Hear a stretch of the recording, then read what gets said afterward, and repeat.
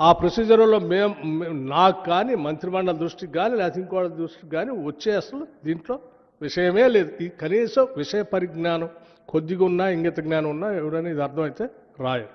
But అయినా still ఆ తర్వాత ఇందులో రాగానే అది చదవగానే నేను అనుకున్నా ఏంది ఇంత పెద్ద కథనం, ఒక పేపర్ మొత్తం రాసింది, ఇంకో లోతుల్లో కూడా ఇంకోటి రాసింది, రకరకాల ఎటో తిప్పి రాసింది. సరే, ముందు ఆ ప్రొసీజర్ ప్రకారం వాళ్ళు చేసుకున్నప్పటికీ ఇది 4 కోట్ల మంది ప్రజలకు సంబంధించిన ఆస్తి.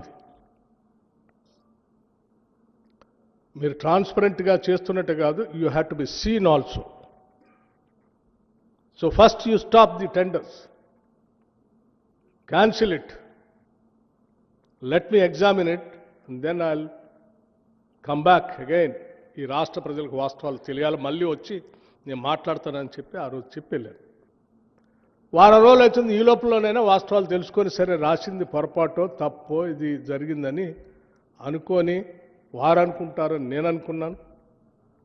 వారు రాసిన దాని మీద లేఖ రాసిన వాళ్ళు వాళ్ళకైనా సరే గతంలో అనేక సంవత్సరాలు మంత్రులుగా పనిచేశారు కాబట్టి వాళ్ళకైనా తెలుసని వాళ్ళైనా మార్చుకుంటారనుకున్నాను. లేకపోతే ఈ లేఖ చూసిన ఆయనైనా స్పందిస్తారనుకున్నాను. ఫైన్, హరీష్ రావు గారు లేఖ రాయటం మంచిదైంది, కిషన్ రెడ్డి గారు ఎంక్వైరీ చేయటం కూడా మంచిదైంది.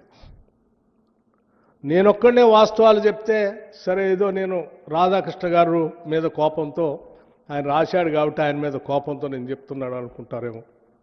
పోనీ వారు లేఖ రాశారు, వారు ఎగ్జామిన్ చేస్తున్నారు, ఆ చేసే తంతు జరగాల్సిందే అని చెప్పి ఐ వెల్కమ్ కిషన్ రెడ్డి గారిని.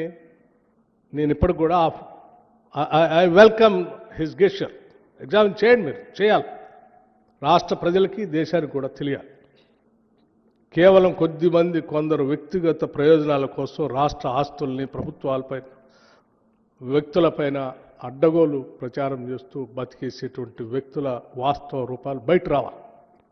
చేయండి అని చెప్పాను.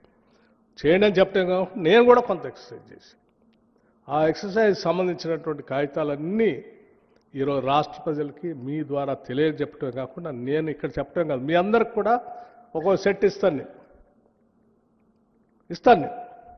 నాది మాట్లాడటం అయిపోయిన తర్వాత చూపించడం అందరికీ సెట్ ఇస్తాను, తెలియాలి. ఎందుకంటే లేకపోతే ఎవరికి కావాల్సింది వారు మాట్లాడుతూ ఉన్నారు.